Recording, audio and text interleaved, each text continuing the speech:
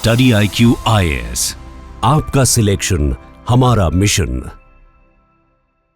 तो जब भी इंडिया की ग्रोथ की बात की जाती है तो हमेशा एक ही फैक्ट बार बार रिपीट किया जाता है कि India one of the fastest growing economies के तरीके से ग्रो कर रहा है। नए मॉल्स खुल रहे हैं, नए मैन्युफैक्चरिंग प्लांट्स खोले जा रहे हैं, कंजम्पशन यहां पर बढ़ रहा है और उसी कंजम्पशन के बेसिस पर इंडिया की इकोनॉमिक ग्रोथ हाल ही में इकोनॉमिक सर्वे ने भी कहा कि मोर देन 7% है इस करंट फाइनेंशियल ईयर के लिए। बट इन सभी चीजों के पीछे, इन सभी फैक्ट्स के पीछे, जहां पर इंडिया सर्विसेज सेक्टर में भी एक ग्लोबल हब के तरीके से इमर्ज किया है, डिजिटल इंडिया यहां पर बढ़ रहा है, इन सभी चीजों के पीछे एक बहुत ही फंडामेंटल सवाल छुपा है। वो सवाल है कि इंडिया का गोल क्या है। इंडिया का टारगेट है विकसित भारत बनना, माने डेवलप्ड इंडिया 2047 2047 का गोल यहां पर रखा गया है। तो इस गोल को अचीव करने के लिए इंडिया ग्रो तो कर रहा है, बट क्या एक्चुअली में इंडिया डेवलप भी कर रहा है उस तरीके से? क्या उस प्रकार का डेवलपमेंट पाथ हमने पकड़ा है कि हम एक्चुअली में कह सकें जब 2047 है कि जी हां, इंडिया एक विकसित भारत बन चुका है, इंडिया एक डेवलप्ड इकोनॉमी बन चुका है? तो आइए आज के सेशन में हम इसी सवाल को समझने की कोशिश करेंगे और जानने की कोशिश करेंगे कि हम कौन सी ट्रेजेक्टरी पर हैं। हम एक्चुअली में विकसित भारत की ट्रेजेक्टरी पर हैं या फिर हमने कोई और पाथ यहां पर पकड़ा है जिसे हम रियलाइज नहीं कर पा रहे। और देखिए, इस ग्रोथ वर्सेस डेवलपमेंट के नैरेटिव में आपने बहुत बार सुना होगा, ग्रोथ का मतलब है कि जहां पर आपके नंबर्स के रेट हो, है ना, कि आपका प्रोडक्शन बढ़ रहा है, जिसे हम जीडीपी के थ्रू यहां पर नापते हैं कि साल दर साल आपकी प्रोडक्शन बढ़ती जा रही है, जिसमें डेफिनेटली इन्फ्लेशन का भी एक इंपैक्ट रहता ही है। बट डेवलपमेंट का मतलब है कि आपके देश का विकास हो, वहां के जो लोग हैं उनका लिविंग स्टैंडर्ड इंप्रूव हो, सभी की जो पार्टिसिपेशन इकोनॉमी में उसे यहां पर बढ़ाया जा सके एंड उस पार्टिसिपेशन के चलते उन सभी लोगों को बेनिफिट भी यहां पर मिल सके। दैट इज समथिंग जिसे हम डेवलप्ड इंडिया यहां पर कह पाएंगे। तो आइए डिस्कस करते हैं, बिकॉज इसमें हम ये जॉबलेस ग्रोथ या जो बाकी चीजें आप सुनते हैं कि सर्विसेज सेक्टर का बहुत ज्यादा रोल है, इन कॉमन थीम्स के ऊपर बात नहीं करेंगे।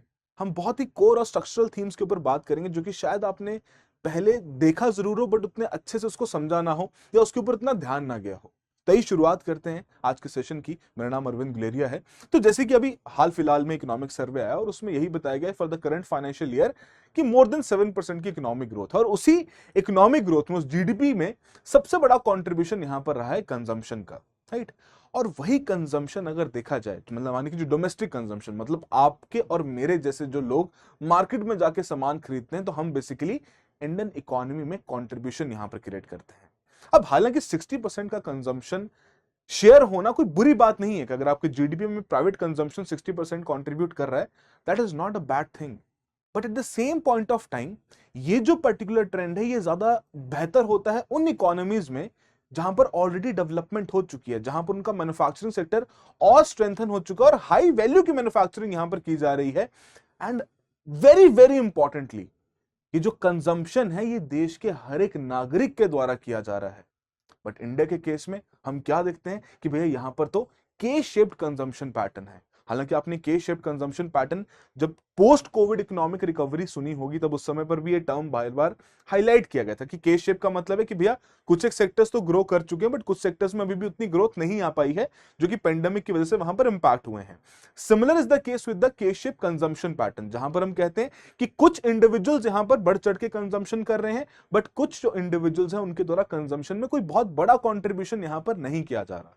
और इसी पूरे सिनेरियो में जो सबसे एक फंडामेंटल और जो स्ट्रक्चरल इशू है इंडिया की इकोनॉमी में, इंडिया के पॉपुलेशन में, दैट इज द इनइक्वालिटी, सबसे बड़ा ड्राइवर का इसमें काम करती है कि जहां पर आपके टॉप 10% की टोटल नेशनल इनकम की अगर हम बात करें उसमें जो शेयर है वो बढ़ता हुआ देखने को मिलता है एंड बॉटम 50 का गिरता हुआ देखने को मिलता है। और यही चीज काफी हद तक इस चीज को क्लैरिफाई कर देती है that this is the K shape that we are talking about. इस के शेप की यहां पर बात की जा रही है और यही टॉप 10% जो हमारी इकोनॉमी का है, इसी के द्वारा इस प्रकार की कंजम्पशन में मेजर कंट्रीब्यूशन भी क्रिएट की जाती है। बट इस कंजम्पशन में एक और नया फिनोमिना रिसेंटली हम ऑब्जर्व कर रहे हैं जो है अटेंशन इकोनॉमी का, कि जहां पर रैशनल कंज्यूमर्स शिफ्ट हो रहे हैं to the attention markets. Attention economy का एक नया कॉन्सेप्ट यहां पर आया है कि जहां पर आपने बहुत बार नोटिस किया होगा एंड ये this again it is particularly applicable to this top 10 या टॉप 20% ऑफ द इंडिविजुअल्स, जो पॉपुलेशन की हम यहां पर बात कर रहे हैं, कि अटेंशन इकोनॉमी का मतलब जैसे आप सोशल मीडिया पे स्क्रॉल करते हैं, स्क्रॉल करते हो भैया आपको ऐड आ गया, अच्छा ये नया ब्रांड आया, ये नया प्रोडक्ट यहां पर बना रहा है। अब वो नया प्रोडक्ट बना रहा है, आपको शायद उसकी जरूरत भी नहीं है but since you have the capacity to pay for it, आप उसको वहां पर खरीद लेंगे, राइट। अब वो नहीं रहा है कि हमें घर बैठे बैठे हम सोच रहे हैं कि अच्छा मेरे घर पे इस चीज की कमी है, मेरे घर पे टीवी नहीं है तो जाके मैं टीवी देख लेता हूं, है ना, दुकान पे जाऊंगा उसको सर्च आउट करूंगा। अब उल्टा ट्रेंड आ चुका है कि जहां पर कंपनीज आपको सर्च कर रही हैं, कंपनीज आपको ट्रैक कर रही हैं, कंपनीज देख रही हैं कि भैया इस इंडिविजुअल की कंजम्पशन में किस प्रकार का प्रोफाइल, और उस हिसाब से आपको वहां पर एड्स आनी शुरू हो चुकी हैं, एंड आपकी अटेंशन ग्रैब करके आपसे कंजम्पशन वहां पर करवाया जा रहा है। राइट, तो एक नया अटेंशन इकोनॉमी का भी कॉन्सेप्ट यहां पर आ गया, जिसकी वजह से हालांकि मेजर ड्राइवर इसमें भी अगेन जो टॉप 10 टॉप 15% है वही कर पा रहे हैं, बिकॉज बाकी जितने भी लोग हैं बहुत सोच समझ के उस प्रकार का अपना जेब खर्च यहां पर करते हैं। बट द पॉइंट इज कि डेफिनेटली ये कंजम्पशन पैटर्न हमारे लिए जरूरी है, हम किसी भी तरीके से इसे डिनाई नहीं करते कि कंजम्पशन का शेयर नहीं होना चाहिए, but the same point of time ये उन इकोनॉमीज के लिए ज्यादा एप्लीकेबल है, उन इकोनॉमीज में ये ज्यादा इंपॉर्टेंस होल्ड करता है, सिग्निफिकेंस होल्ड करता है, जहां पर ऑलरेडी उस प्रकार का हाई वैल्यू मैन्युफैक्चरिंग की जा रही हो, हाई वैल्यू सर्विसेज में बहुत सारे लोग इन्वॉल्व हो। बट इंडिया के केस में हम यहां पर क्या देखते हैं, इंडिया के केस में तो हमारा वही सबसे बड़ा स्ट्रक्चरल कंसर्न है कि अभी भी 45% of our population is dependent upon agriculture, while पूरी इकोनॉमी में सबसे ज्यादा कॉन्ट्रीब्यूशन क्रिएट करने वाला कौन सा सेक्टर है, सर्विसेज, और वहां से फिर वो जॉबलेस ग्रोथ वाला फिनोमिना भी आता है। तो कंजम्पशन होना अच्छी बात है, बट उसके पीछे के जो बाकी फैक्टर्स हैं वो होने भी यहां पर बहुत आवश्यक थे, जो कि हमें देखने को नहीं मिल पाए, या हमें देखने को मिले भी हैं नहीं, उसको भी थोड़ा यहां पर समझते हैं किसके थ्रू, कि एग्जैक्टली हमने किस प्रकार से यहां पर काम किया। अब कंजम्पशन के लिए तो हमने कह दिया, पर हम क्या उस प्रकार से प्रोडक्शन और एक्सपोर्ट्स के ऊपर काम कर पा रहे हैं? क्योंकि जब हम जीडीपी की कैलकुलेशन करते हैं तो जो हमारे पास एक्सपेंडिचर मेथड आता है उसमें हम कहते हैं कि भैया कंजम्पशन एक सबसे बड़ा इंपॉर्टेंट रोल प्ले कर रहा है, but what about the investment, what about the exports? तो उस केस में अगर हम देखें तो मैन्युफैक्चरिंग सेक्टर के केस में ये बार बार कंसर्न रेज किया गया। वो कंसर्न क्या था कि मैन्युफैक्चरिंग सेक्टर पे पिछले 10 से 15 सालों से कोशिश की जा रही कि इसका जीडीपी में शेयर बढ़ाया जाए, बट क्या वो बढ़ा है? Because demand pulling factor create करना कंजम्पशन के थ्रू एक बहुत अच्छी बात है, बट जो डीप ट्रांसफॉर्मेशन है कि कंट्री एक्चुअली प्रोड्यूस क्या कर रही है, सेल क्या कर रही है, उसको भी समझना बहुत जरूरी है। तो अगर हम मैन्युफैक्चरिंग सेक्टर को यहां पर ऑब्जर्व करें तो कहीं ना कहीं उसका जो शेयर है ओवरऑल जीडीपी में वो स्टैग्नेट हो चुका है। अब इस केस में दो थ्योरीज यहां पर सामने आती हैं और दोनों थ्योरीज को डिस्कस करना उतना ही ज्यादा जरूरी भी है। जैसे कि पहला पॉइंट यहां पर आता है कि हाँ, मैन्युफैक्चरिंग सेक्टर उतना कॉन्ट्रीब्यूशन नहीं कर पा रहा है ना, जो उनका टारगेट था कि भैया हम मेक इन इंडिया इनिशिएटिव के थ्रू 25% ऑफ द जीडीपी तक लेकर जाएंगे, वो टारगेट पूरा नहीं हो पाया, दैट इज अ फेलियर। ठीक है, एक पॉइंट ऑफ टाइम तक वो, एक पॉइंट ऑफ लेवल तक वो बात सही भी है कि हम उस टारगेट को पूरा नहीं कर पाए। द सेकंड पॉइंट ये भी समझना जरूरी है कि as a percentage of GDP की जब बात की जाती है तो जीडीपी डिनोमिनेटर में वहां पर रखा जा रहा है, राइट? तो जीडीपी का साइज भी बढ़ रहा है, दैट डज नॉट मीन कि मैन्युफैक्चरिंग सेक्टर कॉन्ट्रैक्ट हुआ है। मैन्युफैक्चरिंग सेक्टर ग्रो जरूर हुआ है, बट उसकी जो कॉन्ट्रीब्यूशन है जीडीपी में उस पर कोई मेजर इंपैक्ट नहीं पड़ा, और वही 17-18% के बीच में ये बहुत सालों से आपका लाई भी कर रहा है। तो वही चीज जैसे आपको बताया गया कि भैया रियल और नॉमिनल जीडीपी में कितना कंट्रीब्यूशन यहां पर मैन्युफैक्चरिंग कर रहा है। नॉमिनल के केस में तो काफी कम होता हुआ देखने को मिला, but in the real GDP sense आपका 17 से 18% तक का कंट्रीब्यूशन यहां पर हाईलाइट किया गया है।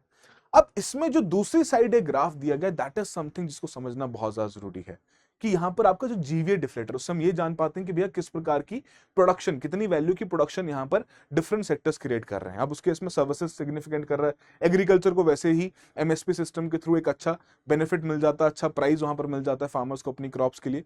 But when we talk about the manufacturing, तो भैया उस केस में इंडेक्स की वैल्यूज बहुत कम है। दैट मीन्स हमारे देश का जो मैन्युफैक्चरिंग सेक्टर है, पहली बात तो स्टैग्नेशन है ही, और दूसरी बात ये प्राइस पॉइंट पर खुद को इवॉल्व नहीं कर पा रहा। माने कि हम कोई बहुत हाई वैल्यू के प्रोडक्ट्स यहां पर मैन्युफैक्चर नहीं कर पा रहे हैं, लो वैल्यू मैन्युफैक्चरिंग हमें यहां पर देखने को मिल रही है। और इन टर्म्स ऑफ जब ग्रॉस वैल्यू एडिशन की बात करते हैं तो उसका मतलब है कि लो वैल्यू एडिशन की मैन्युफैक्चरिंग देखने को मिल रही है। और इसमें सबसे बड़ा कंसर्न हमारा क्या रहा है कि भैया हमारी मैन्युफैक्चरिंग सेक्टर के लिए सबसे बड़ा पॉइंट यही है कि रॉ मटेरियल्स की अवेलेबिलिटी रहे, उस पर हमारी इंपोर्ट डिपेंडेंस है। बाहर से सामान आएगा, फिर हम यहां पर उसे मैन्युफैक्चर करेंगे। जैसे कि स्मार्टफोन की इंडस्ट्री के लिए जब पीएलआई इनिशिएटिव लॉन्च किया गया भारत सरकार द्वारा, और उसके थ्रू दोनों ही सैमसंग और एप्पल के मेजर फोन्स का प्रोडक्शन इंडिया में होना शुरू हुआ, तो उसमें पॉइंट हाईलाइट किया गया कि ठीक है प्रोडक्शन हो रहा है, but when it comes to value addition तो बहुत ज्यादा कम है। क्यों? क्योंकि आपकी उस पर्टिकुलर प्रोडक्शन करने के लिए जो कंपोनेंट्स की आवश्यकता है वो भैया डिफरेंट नेशन से आप यहां पर इंपोर्ट कर रहे हैं, राइट? कि वो आपके देश में बहुत लिमिटेड बन रहे हैं, आपके देश में शायद कनेक्टर्स वहां पर बन जाएंगे, बैटरी वहां पर बन जाएगी, but when it comes to display, memory, semiconductors, ये जो हाई वैल्यू के आपके कंपोनेंट्स हैं, इस केस में इंडिया का कंट्रीब्यूशन बहुत ही लिमिटेड है। सो दैट इज द पॉइंट कि मैन्युफैक्चरिंग बेस अभी भी उतना स्ट्रांग नहीं हो पाया है। क्यों? क्योंकि उस प्रकार के structural concerns and more over अगर देखा जाए, अगर हम एग्रीकल्चर केस में बात करें तो सरकार ने हमेशा से उसके ऊपर फोकस दिया है। वेलफेयर इनिशिएटिव्स के थ्रू एग्रीकल्चर सपोर्ट किया गया है, चाहे एमएसपी रिजीम बात कर लें, आपके पीएम किसान की बात कर लें, एक सपोर्ट हमेशा सरकार द्वारा दिया गया है। सर्विसेज के केस में वैसे थोड़ा लिबरलाइज रखा गया कि चलो आप बढ़ चढ़ के यहाँ पर काम कीजिए, बट ये मैन्युफैक्चरिंग सेक्टर जो है ये रेगुलेटरी बॉटलनेक्स में भी फंसता है। इससे उस प्रकार का सपोर्ट की अगर हम बात करें तो डेफिनेटली सरकार ने प्रोवाइड किया है, बट कहीं ना कहीं कंसर्न्स हैं कि उस प्रकार का आपका सप्लाई चेन स्ट्रेंथन नहीं है, आपकी जो डोमेस्टिक अपग्रेडेशन होनी चाहिए टेक्नोलॉजी में वो नहीं हो पाई है, मॉडर्नाइजेशन यहां पर नहीं हो पाई है, जिसके कारण अभी भी हम लो वैल्यू मैन्युफैक्चरिंग में ही कहीं ना कहीं फंसे हैं। एंड सिमिलरली अगर उसी ट्रेंड को हम यहां पर एक्सपोर्ट्स के साथ एसोसिएट करें, बिकॉज अगर हमारा मैन्युफैक्चरिंग बेस यहां पर बड़ा होता या हमने बेहतर किया होता तो हम डेफिनेटली डोमेस्टिक जो कंजम्पशन है उसको तो फैसिलिटेट करते ही, बट साथ के साथ हम इंटरनेशनल मार्केट्स में अपने सामान को भी यहां पर बेचते। अब उसी केस में अगर हम देखें जो मर्चेंडाइज ट्रेड यहां पर रहा है इंडिया का with the rest of the world, तो उस केस में इंपोर्ट्स की मात्रा हमेशा से ही ज्यादा रही है। कहीं ना कहीं हमारा ऑब्जेक्टिव क्या होना चाहिए था कि ठीक है we are a net importer nation, but the target should be कि हम इंपोर्ट्स की वैल्यू को धीरे धीरे कम करें और एक्सपोर्ट्स की वैल्यू को यहां पर बढ़ाएं, या एटलीस्ट अगर ना भी बढ़े, वो पॉइंट ऑफ इन्फ्लेक्शन या जो कन्वर्जेंस पॉइंट है अगर वो भी अभी तक ना आए, तो एटलीस्ट वो जो ग्राफ है वो नैरो डाउन तो होना चाहिए ना। बट हम रियलिटी में क्या देख रहे हैं कि हमारा इंपोर्ट का bill year on year basis पर इंक्रीज होता जा रहा है, करंट अकाउंट डेफिसिट के लेवल्स वहां पर बढ़ते जा रहे हैं, and when it comes to exports तो हम कोई सब्सटैंशियल नंबर जनरेट नहीं कर पा रहे। अभी 2025-26 का डेटा आना बाकी है, बट 24-25 के केस में देखा जाए as compared to the previous year हमने कोई बहुत बहुत मार्जिनल सा इंक्रीज वहां पर देखने को मिला है इन टर्म्स ऑफ एक्सपोर्ट्स, कि बहुत लिमिटेड इंक्रीज वहां पर हुआ है, राइट। एंड वहीं अगर ये भी नंबर्स हमें सही नहीं लगते, हमें लग रहा है कि यार टोटल ग्लोबल एक्सपोर्ट मार्केट में स्लंप देखने को मिला है, तो क्यों ना इस चीज को ऑब्जर्व किया जाए कि इंडिया ग्लोबल एक्सपोर्ट्स में कितनी कंट्रीब्यूशन यहां पर क्रिएट कर पा रहा है। तो वहीं अगर इंडिया का शेयर देखा जाए ग्लोबल मर्चेंडाइज एक्सपोर्ट्स में, तो उस केस में भैया वो शेयर अगेन स्टेगनेंट है 1.6%। अब सर्विसेज में अगर हमने अच्छा काम किया तो उसके से हमारा शेयर बढ़ा है ना, we have been able to prove it कि हम सर्विसेज के थ्रू हमने उस प्रकार का वैल्यू क्रिएट करी है, उनको एक्सपोर्ट करके हमने सिग्निफिकेंट फॉरेक्स अर्निंग जनरेट किए हैं। तो हम बार बार ये नहीं कह सकते कि यार इंटरनेशनल मार्केट में स्लंप है इसलिए हम यहां पर ग्रो नहीं कर पा रहे। अगर आप ग्रो नहीं कर पा रहे और आपकी थोड़ी बहुत ग्रोथ हो भी रही है तो आपका शेयर यहां पर जरूर बढ़ना चाहिए। तो एक तरीके से ये कहीं ना कहीं जो एक्सपोर्ट की हम बात करते हैं मर्चेंडाइज या गुड्स की, वो डिपेंडेंट है डायरेक्टली कि किस प्रकार का मैन्युफैक्चरिंग हब इंडिया के पास यहां पर अवेलेबल है, जो कि अगेन उतनी अच्छी क्वालिटी का हमें देखने को नहीं मिल रहा। And current account as a percentage of GDP भी यहां पर देखा जाए तो जब भी हमें थोड़ा सरप्लस की तरफ देखने को मिला 2020 में, तो भैया पेंडेमिक की वजह से आपके इंपोर्टेड गुड्स का स्लंप यहां पर हमें देखने को मिला है ना, कोलैप्स कर गए थे यहां पर, राइट। 2012 में आपके डेफिसिट और यहां पर बढ़ गया था, एंड सिग्निफिकेंटली 2020 के बाद से भी हमने करंट अकाउंट डेफिसिट को बहुत सिग्निफिकेंटली रिड्यूस नहीं किया, और अगर यहां पर कम हुआ भी है तो वो IT exports as well as remittances के थ्रू हम यहां पर कर पाए हैं। ईयर ऑन ईयर बेसिस पर हमारे रेमिटेंसेस यहां पर बढ़ते गए। It is not the merchandise exports, the goods export has not been the major contributor of reducing this current account deficit, which is again a concern for India, because अगर हम एक developed economy की बात करते हैं तो हमें उस पर्टिकुलर ट्रेजेक्टरी के ऊपर भी जाना पड़ेगा। मैं यहां नहीं कह रहा कि भैया आज रात को इंडिया यहां पर एक्सपोर्ट करना शुरू कर दे, बट अगर हम पिछले 10 सालों से नैरेटिव लेके चल रहे हैं कि हमें अपना मेक इन इंडिया करना है, तो वो नैरेटिव एक्चुअली में जस्टिफाइड भी होना चाहिए। हमारी वैल्यू एडिशन बहुत सिग्निफिकेंटली कम है मैन्युफैक्चरिंग के ऊपर, जिसके से वो सेक्टर इतना ग्रो भी नहीं कर पा रहा, उतनी इन्वेस्टमेंट्स भी फिर वहां पर देखने को नहीं मिल रही। और इसी केस में अगर हम कहें भी कि यार जो हमारा ये पूरा सिस्टम है एक्सपोर्ट्स का, कि इसमें टैरिफ्स या इंटरनेशनल जो सर्कमस्टांसेस हैं उनका बहुत बड़ा रोल रहता है, तो ठीक है up to a certain point वो रहता है, but at the same point of time जो प्रोडक्ट की कॉम्प्लेक्सिटी है, जैसे हम कहते हैं पीसीआई, प्रोडक्ट कॉम्प्लेक्सिटी इंडेक्स, वो भी एक बहुत इंपॉर्टेंट रोल प्ले करता है। तो मैं ये द प्रिंट का ही आर्टिकल था बृषा भट्टाचार्य जी द्वारा लिखा गया था, जिन्होंने कहा कि प्रोडक्ट कॉम्प्लेक्सिटी इंडेक्स ये बताता है कि आपका प्रोडक्ट कितना बेहतर है, कितना हाई वैल्यू प्रोडक्शन आप यहां पर क्रिएट कर पा रहे हो। तो इंडिया के केस में यही पॉइंट रेज करती हैं कि इंडिया के केस में पीसीआई की वैल्यू बढ़ती हुई देखने को नहीं मिल रही, बिकॉज जैसे जैसे किसी देश में उनके प्रोडक्ट कॉम्प्लेक्सिटी इंडेक्स की वैल्यू बढ़ती है तो मतलब भैया वो डाइवर्सिफाई कर रहे हैं, कोई कर है ना, इकोनॉमिक शॉक से खुद को एडजस्ट कर पा रहे हैं, नई हाई वैल्यू की प्रोडक्शन के ऊपर अपना एक एम्फेसिस रख रहे हैं, अपना फोकस रख रहे हैं, ताकि वो ग्लोबल एक्सपोर्ट मार्केट में जो करंटली डिमांड है उस प्रकार की गुड सप्लाई कर पाए। बट अगर हम देखेंगे हम किस प्रकार की गुड सप्लाई कर पाते हैं, जो हमारा top of the line export commodity it is the petroleum products. तो पेट्रोलियम प्रोडक्ट्स वैसी रिफाइनिंग कैपेसिटी और भी बहुत सारे देशों के पास है।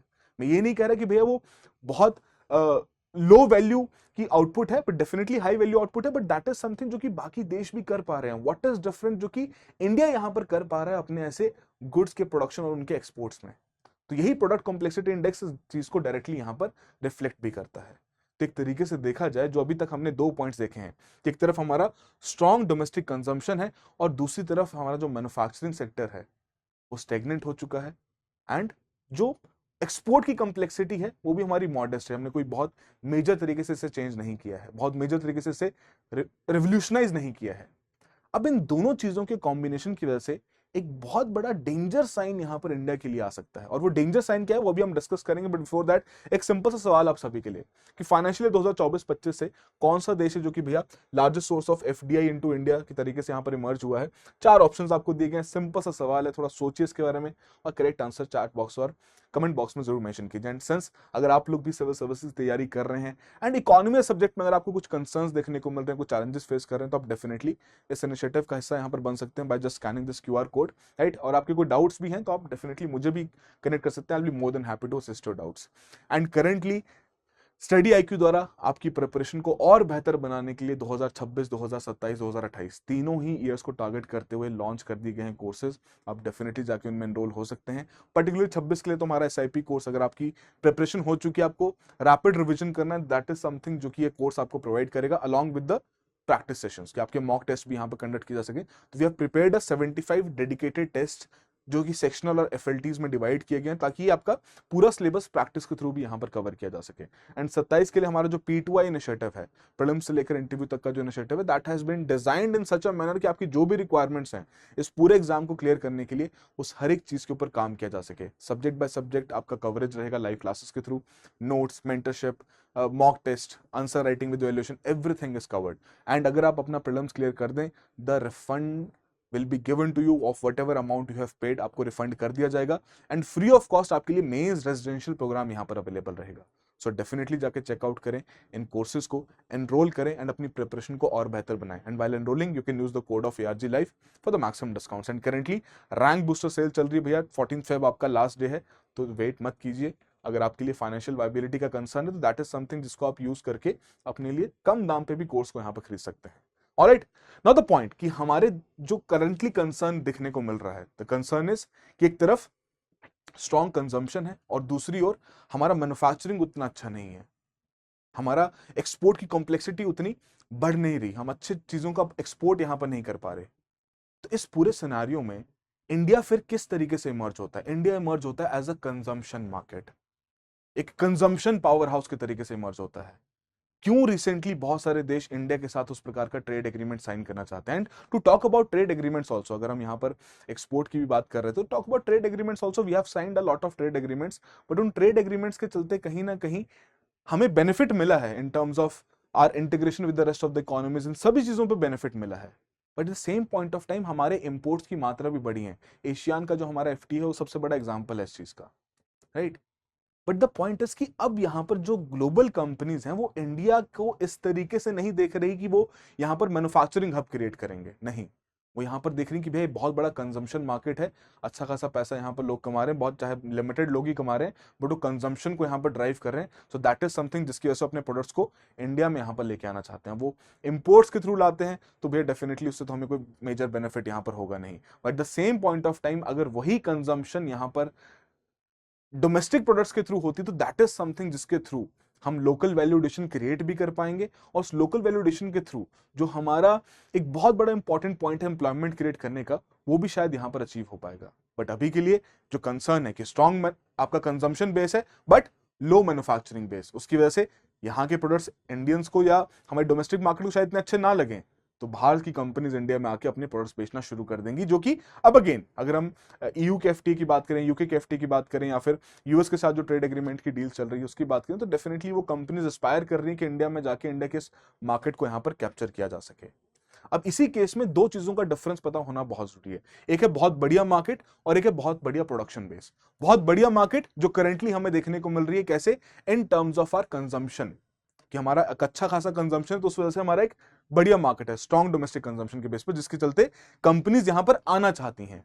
But when we talk about a strong production base, तो उससे हम ये इंश्योर कर पाते हैं कि हमारी अभी करंटली कंजम्पशन तो होती रहेगी, बट फ्यूचर जनरेशंस के लिए भी हम उस प्रकार का एक प्रोडक्शन बेस क्रिएट कर रहे हैं ताकि उनके लिए भी एम्प्लॉयमेंट अपॉर्चुनिटीज क्रिएट हो सके, एंड वो भी लॉन्ग रन में इस प्रोडक्शन बेस को यूज करके अपनी जीडीपी, अपने विकसित भारत के जो गोल्स हैं उन्हें यहां पर पूरा कर सकें।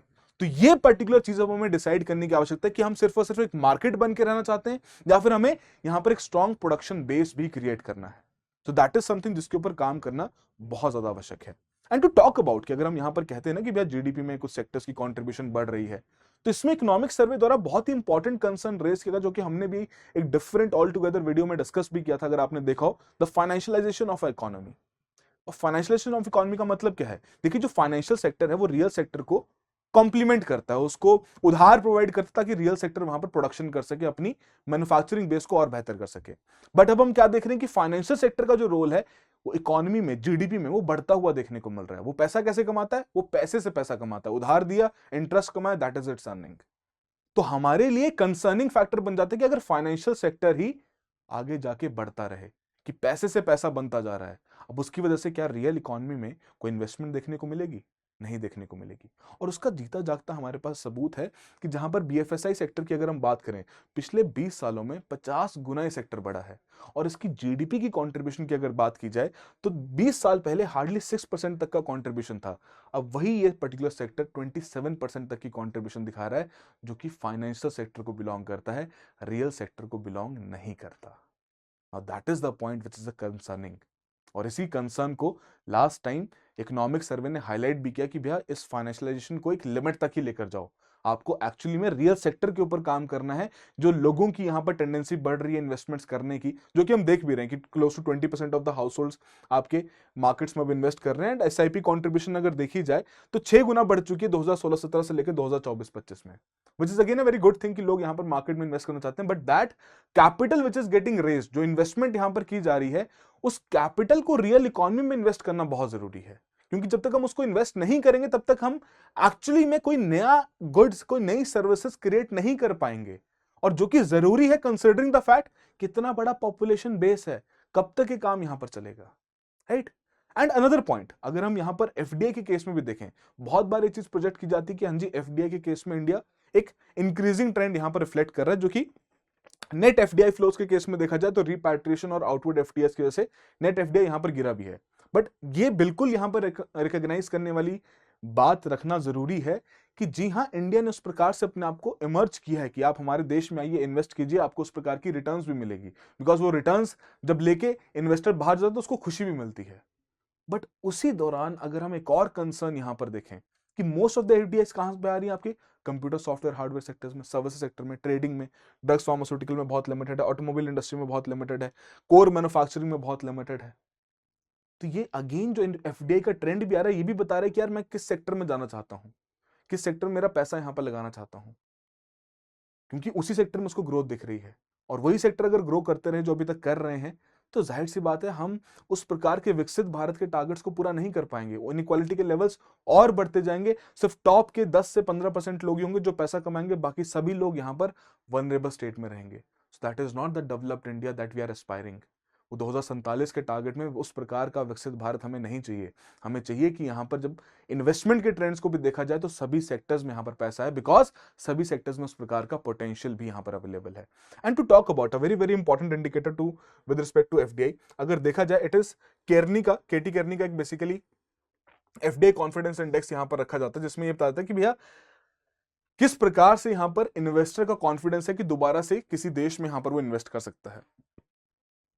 इंडिया केस में देखा जाए 2024 में इसकी रैंकिंग थी 18th पे, वो दोबारा शिफ्ट हो चुकी है 2025 के हिसाब से 24th रैंक पे। मतलब कॉन्फिडेंस यहां पर गिरता हुआ देखने को मिल रहा है। रीजन कि रेगुलेटरी कंसर्न्स है ना, डेटा प्रोटेक्शन के लॉ, चलो वो जरूरी भी हैं, राइट।